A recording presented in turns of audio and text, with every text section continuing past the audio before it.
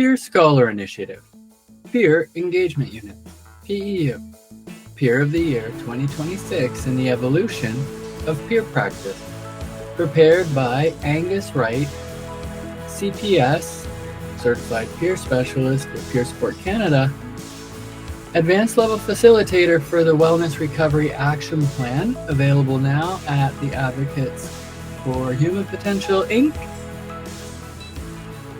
ECPR, or Emotional CPR. I'm a qualified practitioner, thanks to the National Empowerment Center.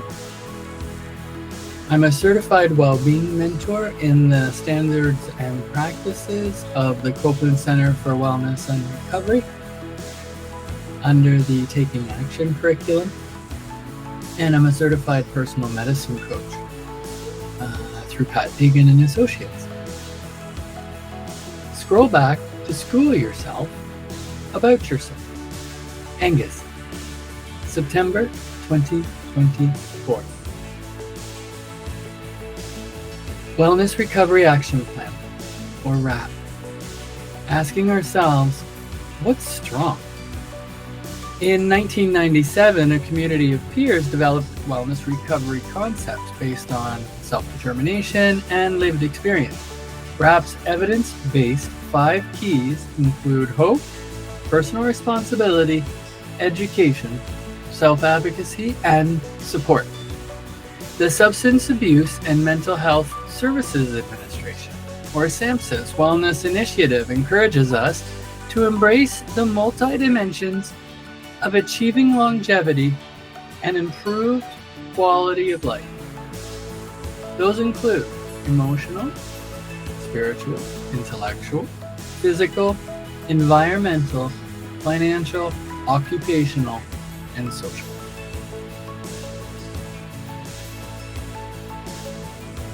Welcome. Please consider the following as we settle into our community of practice. Inclusive and affirming approaches to engaging peers in peer support promote safety for all individuals and can be particularly impactful for people with multiple structurally marginalized identities, for example, Black or Indigenous. In our Affirming Rainbow Peer Circle, attention is intended for both the environmental and interpersonal aspects of peer-to-peer engagement, with particular focus on an all-welcoming, community-oriented space, the use of affirming language, and self-determined participation. All participants are encouraged and invited to routinely introduce themselves with their names and pronouns, contribute or seek support depicting people with diverse identity expression, and participate in a co-learning that explicitly articulates a commitment to inclusive support for all. The Affirming Rainbow Peer Circle acknowledges diversity through our language, provides participants with the opportunity to share the name and pronoun that best resonates with their experiences and identities, and an option of documenting their preferred information on their registration. Participants are encouraged to consistently use a person's preferred name and appropriate pronouns, support all peers interacting with diverse communities in inclusive language to practice and learn more about the community through story sharing, phrase questions in neutral terms during history taking to avoid assumptions. So, for example, who makes up your family, rather than do you live with your mother and father? Avoid labeling. Instead, focus on experiences. So, for example, are you in a romantic relationship, rather than do you have a boyfriend or girlfriend? And ask for guidance with language. For example, is there a way you would like me to refer to your gender, rather than do you identify as male, female, and non-binary? And use gender-neutral language during discussions involving bodies. So for upper body rather than breasts, or genitals rather than penis or vagina. And if we make a mistake with language, we may thank the person for pointing out our error, apologize, and correct yourself if appropriate. So, providing person-centered peer support with each participant. Participants may engage peers collaboratively in all aspects of peer support values, ethics, and guidelines. Acknowledge specific intersections between an individual's health and life experiences. Ensure confidentiality, but also review its limits with the values, ethics, and guidelines of peer support and the needs of any others in any organization. And support efforts to strengthen the peer-to-peer story relationship whenever possible. And Rainbow Peer Circle is a respectful, mutual approach with peers that highlights participants' lived expertise as complementing rather than shadowing peers' expertise in their own life experience. And our group fosters strength, promotes autonomy, and encourages self-reflection by recognizing and building on our personal capacities. An affirming approach is never to be directive, but rather supports us in identifying and moving along the path that best aligns with our individual wishes through facilitated self-exploration or social connection. And starting from a strengths-based stance, asking open-ended questions and responding to statements with reflections and curiosity are informed strategies that can promote collaborative exploration of an individual's needs and goals. People who develop relationships with supportive people have been shown to have markedly better mental health outcomes, including lower risk of suicide. And efforts to strengthen the peer-to-peer relationship can be made whenever possible. So this is inspired by our peers. So to honor the peers who built our foundations, as an example, I've used former program names that I have presented and supported over and over and over and over and over and over and over again. But it was worth it because it's proof that we can change what we know and adapt it as we grow. So these are some of our guiding mantras and inspirations. And so I challenge anybody who thinks that these don't belong to us or anyone else, or that they're specifically belonging to anybody, I challenge you to prove it. But I love and will continue to love the following mantras and the following inspirations. So things like tranquil voices, the idea of becoming your own superhero, achieving well-being, the joy of discovery, affirming rainbow peers, which is my intellectual property, women and men's healing circles, again, mine, creative expressions, pathways to resilience, journey of strength, circle of wellness, facing and overcoming loneliness, and ABCs of recovery. So please feel free to share in the chat box if you're seeing this in a meeting, or simply by sending an email. Feel free to drop your email in the chat box or to send it to me directly to be signed up to receive future emails. The circle of control. This slide is adapted from a RAP exercise. So taking personal responsibility for your wellness means taking responsibility for the things you do have control over. Many of us have mental and physical health challenges, but other life circumstances we don't have control over. But within those challenges, there are always often aspects that we can control. So That is where we can take responsibility for making changes that will enhance our wellness. In our outer circle, write everything that happened today that you had no control over. For example, the weather, other people's moods, traffic patterns, work assignments, or write things that are happening in your life that you can't control. In the inner circle, write everything that you had control over today. So for example, your behavior, your attitude, the clothes you're wearing, your food, what time you got up, or write the things happening in your life that you can control.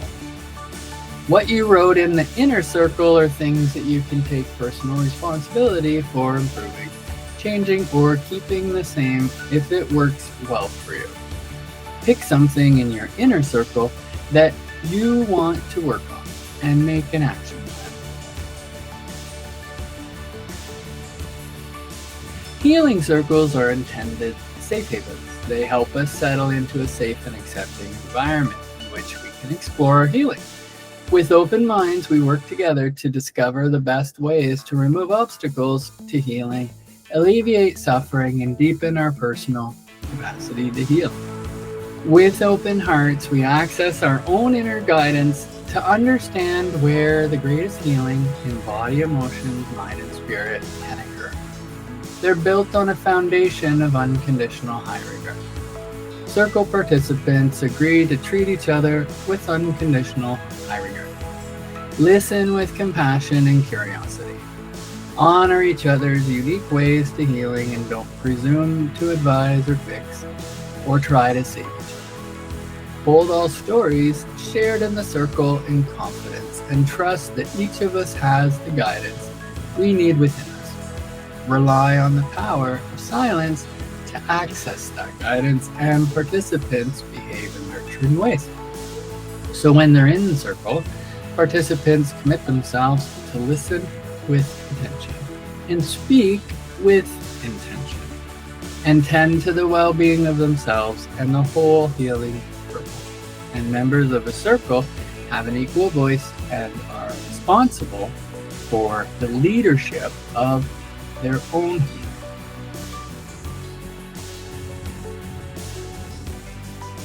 So this is our safety contract or our safety agreement. Things can be added or omitted or changed as we go, but essentially this is the core of how we will conduct ourselves while we're together. We keep the confidentiality of everyone in the group by ensuring what is said is kept in group. We speak from our story, not about others. We practice unconditional high regard for ourselves and each other. We accept that there may be times the facilitator will need to modify program to ensure that fidelity and safety are priority. And we always start with resolving our matters here before escalating them. We acknowledge that while this is a trauma-informed space, it is not a replacement for trauma support or therapy, and we are all held in high esteem, including any or all moderators and facilitators. And we do not carry over what we did in action between groups. Zoom equals Zoom skill practice. Zoom features, react, communicate with co-facilitator. And email equals email practice. So share music, quotes, reflections, and get answers about our program. Web and social media practice equals sharing is caring. And that's up by choice, right? And we spend time checking in, checking out, and optional and voluntary participation. There's no hierarchy here. There's no devil's advocate. There's no assessments, and there's no interviews when people share. So there's always an opportunity for optional voluntary check-in and mindfulness practice. So whether you're thinking about this in your mind's eye, whether you're saying this to yourself out loud while you look at the screen, if you're practicing as if you're presenting to others or introducing yourselves, here's some great tips. Share your name. So my name is Angus. And Angus to me means one strength. That's the definition, or what the name is meant to say. It also refers to people like Angus, which was the god of love, right? And I love the idea of one strength, because when I'm connected to everybody out there in the universe and all things that are living and all things that are present, well, then I'm one with everything, right? But if I need to be on my own and I need to shelter myself or guard myself or support myself, well, I can be one individual in the middle of all the things, right? My pronouns are they and he. I've used they since May the 4th, 2019. But I've known about they and used they for other folks. It's a universal pronoun. So for me, it's a practice as well. And I love to practice using they so I can respect and honor people. I love just knowing. I love not having any reaction to anybody who chooses to live their life through the use of pronouns. And I also just really love, just publicly not even giving a flying care about hate or any kind of negativity, right? Because that's not my practice. But I'm open to all pronouns, and I actually really love practicing weird ones, or what is known as neo-pronouns. Not necessarily defined by weird. That's my own definition. Neo-pronouns essentially are anything, basically it's the idea that we have the choice. Support I can offer others is simply just being myself and showing what I've prepared for any given day. And support I could use from others today is just a little bit of space and grace as I navigate being me. And if I were to give words of encouragement, I would say, just for today, you be you, because I've got me.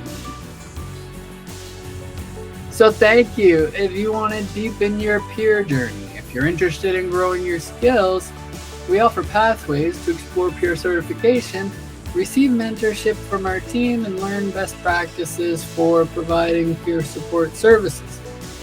So if you want to be a part of that team, if you want to be a part of that practice, if you want to share your skills and co-share your skills, then please sign up to learn more and help me to learn more from you as well. And I'm really looking for people like me who find things very challenging and could benefit from having a community of practice and care to basically just work alongside. So thank you, everybody. My name is Angus Wright. I also go by Angus by Design, and I have created community programming for community in an effort to show that we can grow, we can learn, we can do more than one thing at once, and that there's labels are basically for soup cans, but they're also great ways to get to know each other. The act for me and the practice for me is being vulnerable a little bit at a time and being very brave to face the past, the present, and the future of unconditional high regard and the unlimited potential of recovery and wellness for every single person as long as we live in evidence-based life. If you'd like to learn more, listen more, engage more, please let me know what you're up to, where you're going, share your socials, and let's start to build some safe spaces with intention. So thanks, everybody. I'm Angus Wright. I also go by Angus by Design, and this has been just an idea I have for next year. Let's see what comes to fruition. Thank you.